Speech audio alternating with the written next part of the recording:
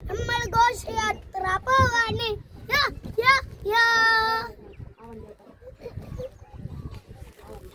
ഘോഷയാത്ര അല്ലെ കാറ്റിട്ടാ മുത്താക്ക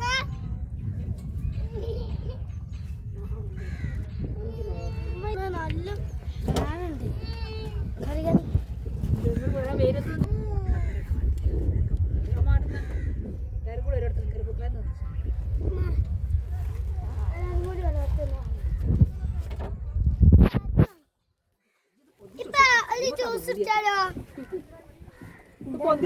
ഏത് ജ്യൂസാ വണ്ടി?